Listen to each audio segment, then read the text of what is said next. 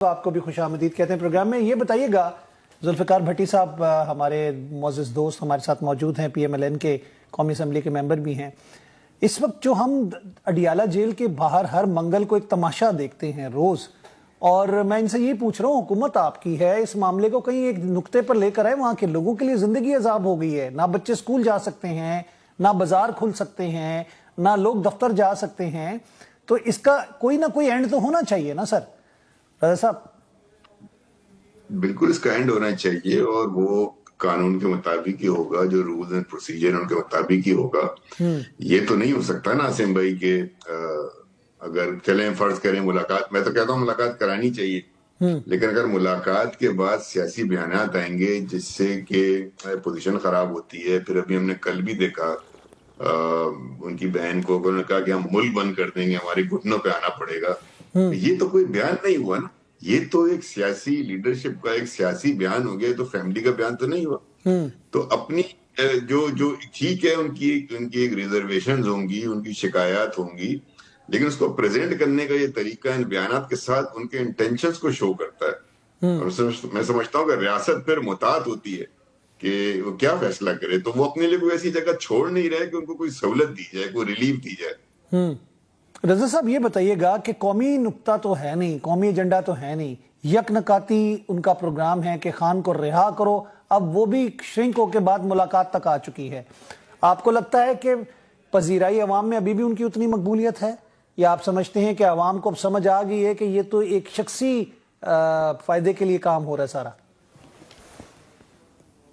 یہ تو مجھے نہیں پتا, لیکن یہ ان کے لیے یہ قومی ایجنڈا ہوگا. دیکھیں نا, ہر ایک کا اپنا نظریہ ہوگا نا اس مسئلے کے اوپر, ایک اپنا ویو پوائنٹ رکھنے کا. ان کا ویو پوائنٹ ہو سکتا ہے یہی جو آپ فرما رہے ہیں, لیکن بحیثیت مجموعی اگر آپ دیکھیں گے تو اس کو اپروچ کرنے کا طریقہ کار بہت غلط ہے, اور اس کے اوپر جو ریئیکشنری بیانات آتے ہیں وہ بیسیکلی سارے ان کے معاملات کو خراب کر رہے ہیں. تو قومی ایشو تو یہ بہرحال نہیں ہے یار, ایک پارٹی کا ایشو ہے, ایک پارٹی کی لیڈرشپ کا ایشو ہے. یہ بات صحیح ہے کہ وہ مقبول لیڈر ہیں, لیکن جو وہ سٹیپس اٹھا رہے ہیں, جو ان کی انٹینشن نظر آ رہی ہے, جو ان کے بیانات آ رہے ہیں, وہ ان کے لیے مشکلات پیدا کر رہے ہیں. اور ان کو شاید اس بات کا اندازہ نہیں ہے, کیونکہ وہ شاید جیل میں بیٹھے ہوئے ہیں اور جیل سے ان کو صحیح معلومات نہیں مل رہی ہیں, یا جو معلومات ان تک پہنچائی جا رہی ہیں وہ درست معلومات نہیں ہیں, اور اس معلومات کے نتیجے میں وہ جو بیانات دیتے ہیں اس کو باہر آ کر بتانے والے بھی شاید کھیل رہے ہیں. رضا صاحب دیکھیں, ابھی پوری دنیا پاکستان کے موقف اور پاکستان کے حق میں بول رہی ہے, چاہے امریکہ ہے, چاہے برطانیہ ہے. مارکہ حق میں جو ہماری فتوحات ہیں ان کو دیکھتے ہوئے جو کچھ ہم نے کارنامے انجام دیے, اس کی پوری جریدوں میں رپورٹ چھپ گئی ہیں. برطانوی جریدے کی بات کریں, امریکی جریدے کی بات کریں, فرینچ کمانڈر تک بول پڑے. لیکن ہم یہ دیکھ رہے ہیں کہ جانے نہ جانے گل ہی نہ جانے باغ تو سارا جانے ہیں. پاکستان تحریک انصاف کی نظر میں آج بھی ان لوگوں کو اپریشیٹ کرنے کی جگہ جو ملک و قوم کے لیے, دفاع وطن کے لیے اپنی جانوں کا نذرانہ پیش کرتے ہیں, ان کو کرٹیسائز کیا جاتا ہے.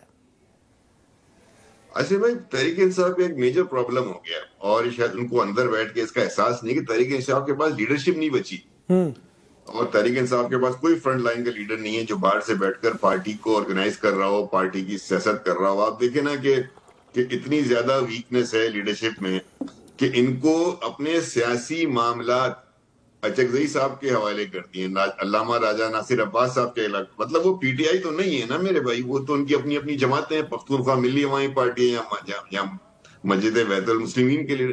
تو پوری پی ٹی آئی کی لیڈرشپ کو, یعنی کہ کتنا بنیادی طور پہ کتنا یہ بے وزن فیصلہ ہے کہ آپ نے اپنی پوری پارٹی کی کہہ دیا کہ you are not able and competent to lead the party. آپ کا چیئرمین جو ہے وہ چیئرمین بیرسٹر گور, اور سیکرٹری جنرل جو ہیں سلمان راجہ, ان کے اوپر نو کانفیڈنس ہے.